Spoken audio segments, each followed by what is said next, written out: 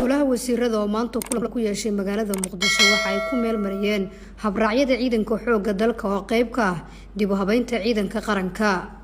habraacyada ciidanka xoogga ee goluhu ogolaaday ayaa kala ah habraaca hoggaanka maamulka iyo maaliyadda, habraaca hoggaanka saadka ciidanka, habraaca hoggaanka gaadiidka ciidanka xoogga dalka iyo habraaca hoggaanka hubka iyo rasaasta ciidanka xoogga dalka Soomaaliyeed.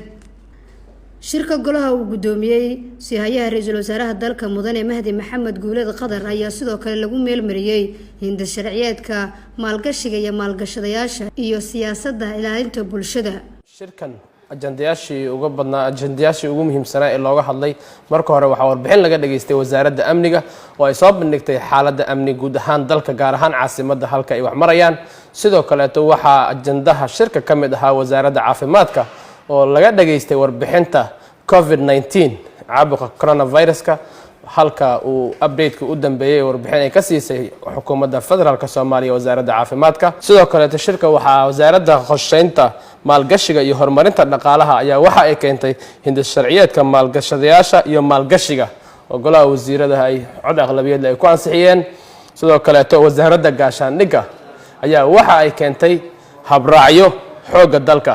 habraacyadaasi oo maanta golaha wasiiradu ay ansixiyeen waxa ay kala ahaayeen habraaca hoggaanka maamulka ciidanka xoogga dalka Soomaaliyeed iyo habraaca hoggaanka maamulka iyo maaliyadda ciidanka xoogga dalka Soomaaliya iyo habraaca hoggaanka saadka ciidamada xoogga dalka Soomaaliyeed iyo sidoo kale habraaca hoggaanka gaadiidka ciidamada xoogga dowladda federaalka Soomaaliya. sidoo kale waxa ajandayaashii ugu muhiimsanaa ee shirka golaha wasiirada maanta lagu soo qaaday kamid ahaa siyaasadda ilaalinta bulshada oo ay keentay wasaaradda shaqada iyo arrimaha bulshada oo golaha wasiirada cod aqlabiyad la ku ansixiyay. Nasra Bashiir Ali, warbaahinta qaranka magaalada Muqdisho. Gudoomiyaha maxkamadda gobolka Hiiraan Cabdiraxiin Maxamed Taakoy ayaa soo gaaray degmada Bulaburde ee gobolka Hiiraan waxaana garoonka diyaaradaha ku soo dhaweeyay gudoomiyaha degmada Faysal Haajir Aadan, taliyaha saldhigga booliska degmada iyo gudoomiyaha maxkamadda degmada. soo dhaweyn kadib gudoomiyaha ayaana la kulmay gudoomiyaha degmada, taliyaha saldhigga iyo gudoomiyaha maxkamadda degmada Bulaburde Sheekh Cilmi Xuseen isagoona ka wareystay qaabka ay maxkamadda u shaqeyso. gudoomiyaha degmada Bulaburde Faysal Haajir Aadan ayaana soo dhaweeyay gudoomiyaha maxkamadda gobolka Hiiraan. ودegmada aan mas'uuliyadda qayb ka mid ah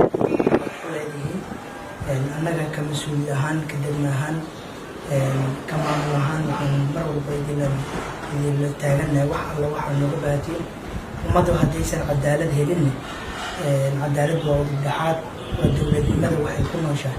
gudoomiyaha maxkamadda gobolka Hiiraan Cabdiraxiin Maxamed Taakoy ayaana waxa uu sheegay in degmada iyo gobolka ay kala xiran yihiin bulshada degmada ku dhaqan ay u baahan yihiin garsoor si aysan ugu doonanin meelaha kaleeto. maanta waxaan soo gaarnay magaalada Bulaburde ee gobolka Hiiraan. safarkeennana wuxuu salka ku hayaa ama uu yahay ku gelidda xaaladaha maxkamadaha iyo cadaaladda bulshada siday cadaalad u helaan ayaan u nimid iyo si aan mataqaanaa ugu warqabno habka iyo siiqada maxkamadda degmada Bulaburde iyo bulshada ay isugu kalsoon yihiin ama u wada shaqeeyaan ama bulshada ugu kalsoon tahay maxkamadda degmada quseeyo maxkamadda gobolka oo ama dacwadaha maxkamadda gobolka ikhtisaaska ay u leedahay quseeyo maadaama degmada Bulaburde iyo Beledweyne isu socodkeedu xoogaa iska yar hakad ku jiro in aan bulshada ugu nimaado degmada si aan u xallino khilaafaadka jiro ee maxkamadda gobolka ay ikhtisaas u leedahay. Iskariya Ali Raage, warbaahinta qaranka Bulaburde.